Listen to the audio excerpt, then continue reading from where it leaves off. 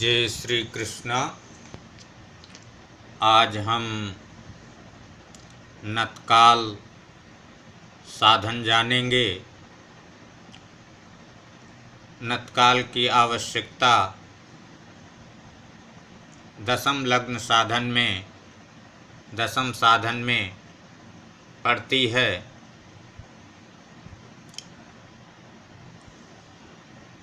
जैसे लग्न साधन में इष्टकाल की आवश्यकता होती है, ठीक उसी प्रकार से दशम लग्न साधन में इष्टकाल के ही स्थान पर नतकाल का प्रयोग होता है। तो पहले हम दिनमान, रात्रिमान, दिनार्ध, रात्र्यर्ध इसको समझ लेते हैं। दिन के मान को दिनमान कहते हैं, रात्रि के मान को रात्रिमान कहते हैं, और जो जितना भी दिन का मान है उस दिनमान का यदि आधा कर देते हैं, जैसे मान लीजिए कि 24/6 दिनमान है, तो 24/6 को आधा कर दिए तो 6 का आधा 3, 24 का आधा 12, तो 12/6 ये क्या हो गया? दिनार्ध हो गया।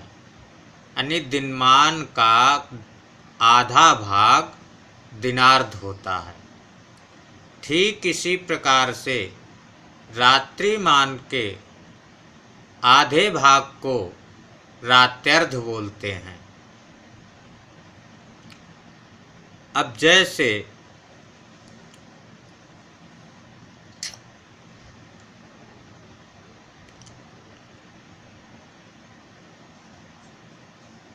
कि दिनार्ध से पहले का इष्टकाल हो तो इष्टकाल को दिनार्ध में घटाने से पूर्व नत होता है।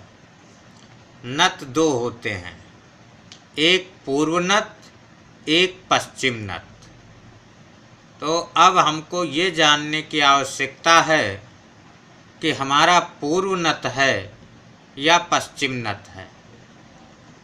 तो पूर्व नत और पश्चिम नत को जानने के लिए नियम बताया गया कि दिनार्ध से पहले का इष्टकाल हो तो इष्टकाल को दिनार्ध में से घटाने से पूर्व नत होता है। जैसे मान लीजिए कि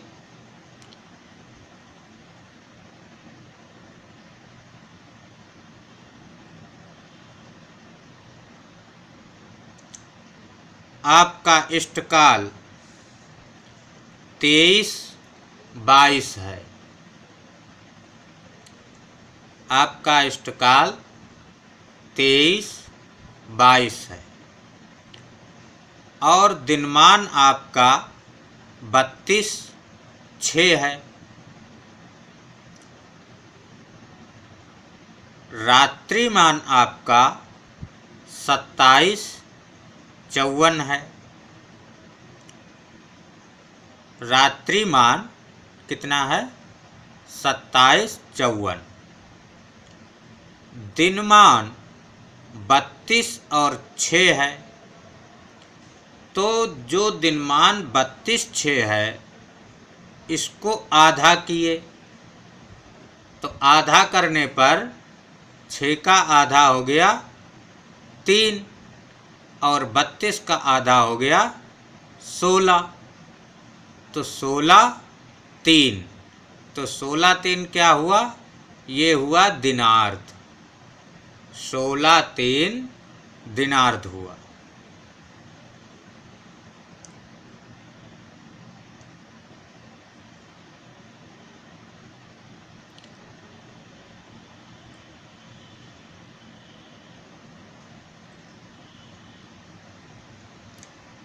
तो ये जो उदाहरण बतला रहे हैं, इस उदाहरण में इष्टकाल दिनार्ध के बाद का है,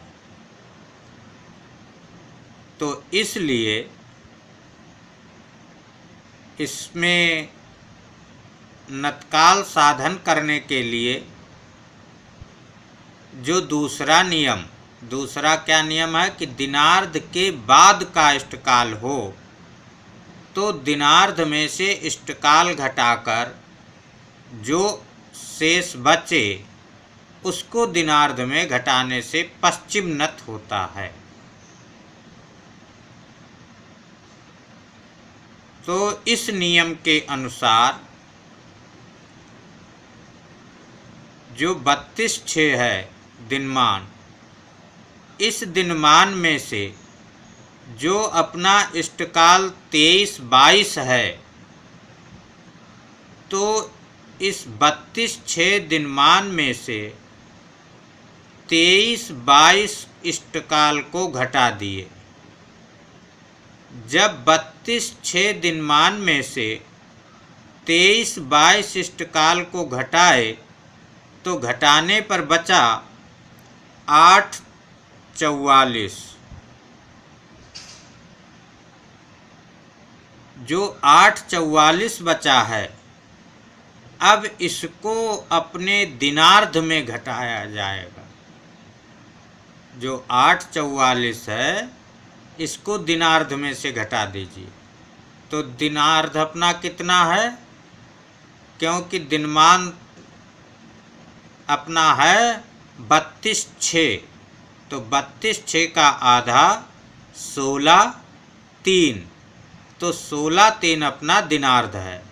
16/3 दिनार्ध में से जो 8/44 है, इस 8/44 को घटा दिए।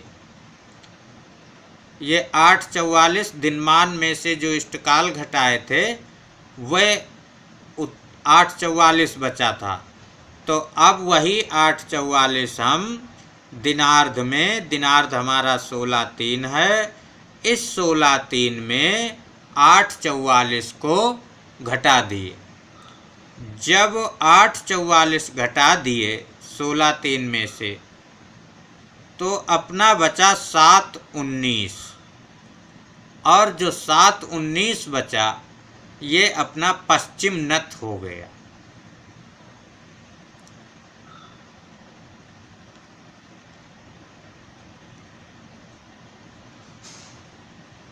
एक नंबर 3 में है रात्रि अर्ध से पहले का इष्टकाल हो, यानी रात्रि अर्ध से पहले का इष्टकाल हो, तो दिनमान को इष्टकाल में घटाने से जो शेष आवे उसमें दिनार्ध जोड़ने से पश्चिम नत होता है। जैसे इसमें दूसरा उदाहरण दे रहे हैं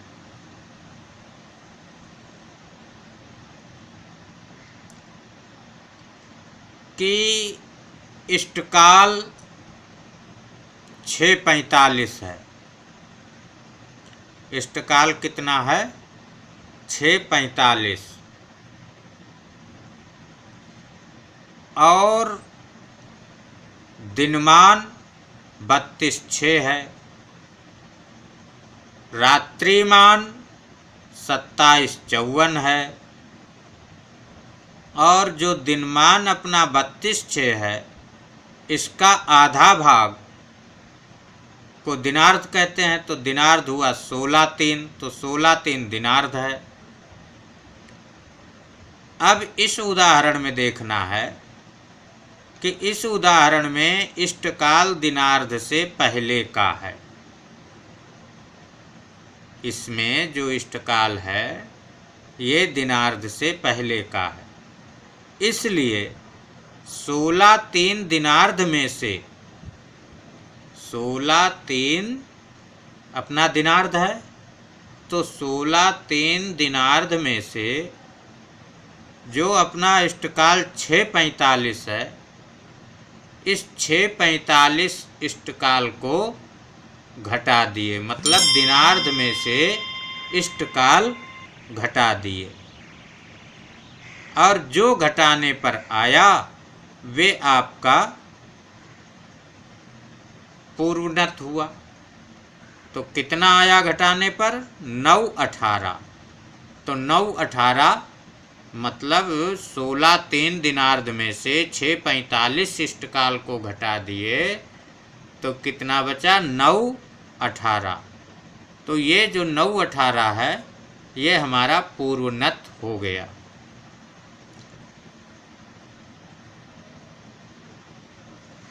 चौथा नियम भी इसमें बताते, रात्रि अर्ध के बाद इष्टकाल हो तो 60 घटी में से इष्टकाल को घटाने से जो शेष आवे उसमें दिनार्ध जोड़ने से पूर्वनत होता है।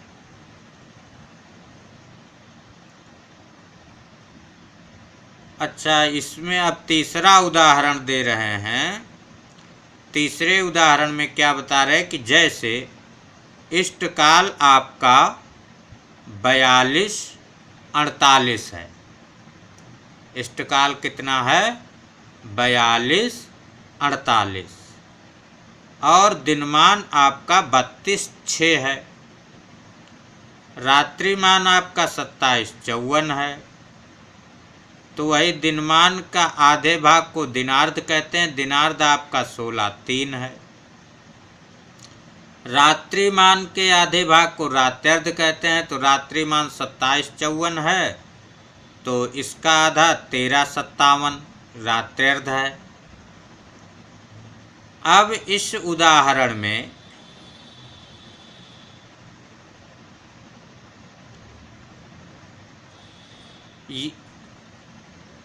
उदाहरण में पहले ये विचार करना चाहिए कि जो इष्टकाल है ये रात्रि का है या दिन का। तो ये जो उदाहरण बता रहे हैं इसमें दिनमान 32/6 है और इष्टकाल 42/48 है। अतः दिनमान से इष्टकाल अधिक है। दिनमान से इष्टकाल अधिक है क्योंकि दिनमान 32/6 है और इष्टकाल 42/48 है। तो दिनमान से इष्टकाल अधिक होने के कारण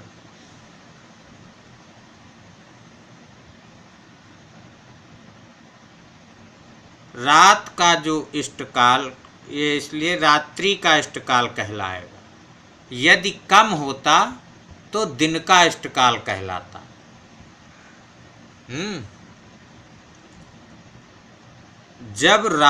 अब रात्रि में रात्र्यर्ध से पहले का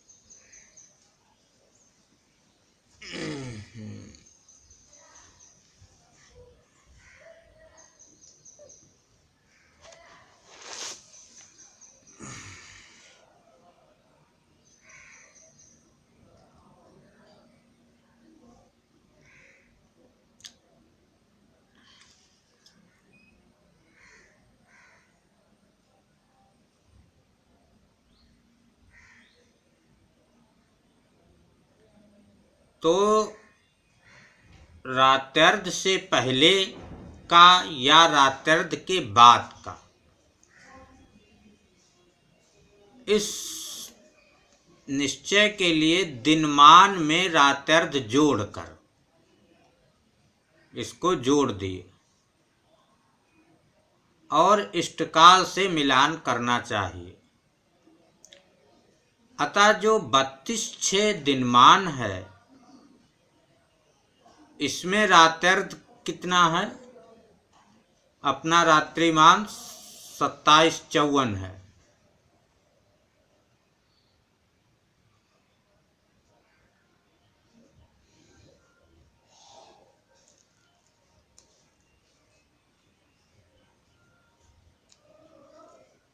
तो 27/54 का आधा 13/57 हुआ,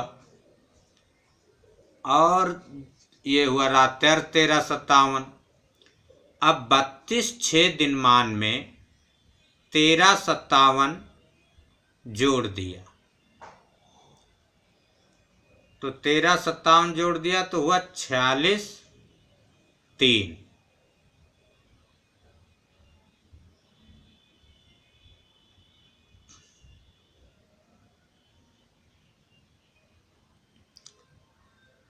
तो 46/3 हुआ, तो रात्यर्ध तक का मिश्र काल है।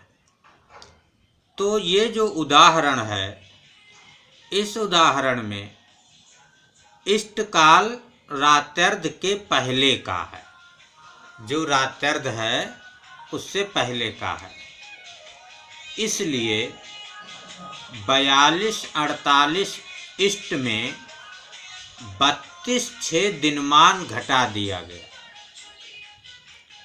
तो जब 32/6 दिनमान घटाए, यानी 42/48 इष्टकाल में से 32/6 दिनमान को घटा दिया गया। जब घटा दिया गया तो 10/42 शेष बचा।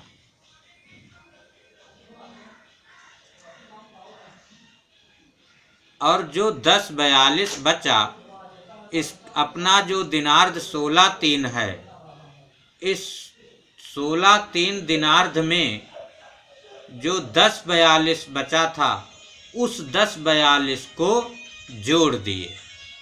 तो जब जोड़ दिए तो हुआ 26/45। ये जो 26/45 हुआ, यही हमारा पश्चिम नत है।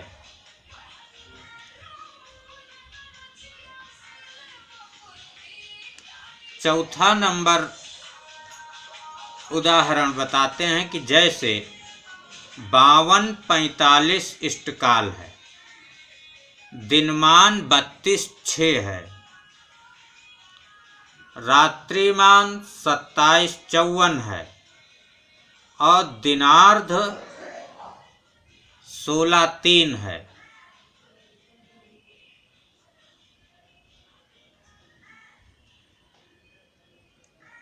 अर्धरात्रि तक का मिश्र काल 46/3 है।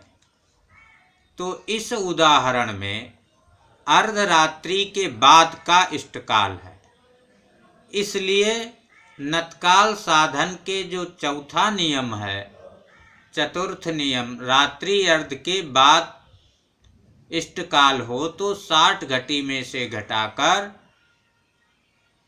60 घटी में से इष्टकाल को घटाने से जो भी शेष आए, उसको दिनार्ध में जोड़ने से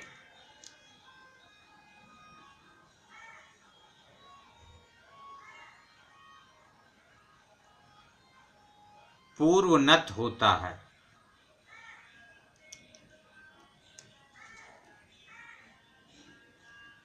तो चतुर्थ नियम के अनुसार जो अभी नियम बताया गया, इसको 60 में से 52/45 जो इष्टकाल है, इस इष्टकाल को 60 में से घटा दिए तो बचा 7/15।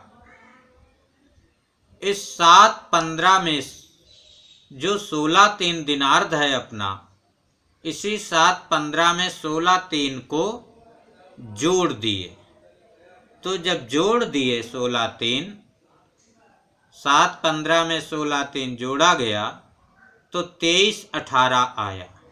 यही 23-18 ही हमारा पूर्व नत हुआ। तो इस प्रकार से नत काल का ज्ञान कर लेना चाहिए, क्योंकि दशम साधन करने में नतकाल की आवश्यकता पड़ती है। और जय श्री कृष्णा। वीडियो को लाइक शेयर सब्सक्राइब करें। यदि सब्सक्राइब कर चुके हैं या कर लिए हैं तो शेयर करें। हो सकता है आपके द्वारा यदि कोई इसको जानने का इच्छुक है उसके पास आपके द्वारा पहुंच जाए। जय श्री कृष्णा। ओम नमः शिवाय।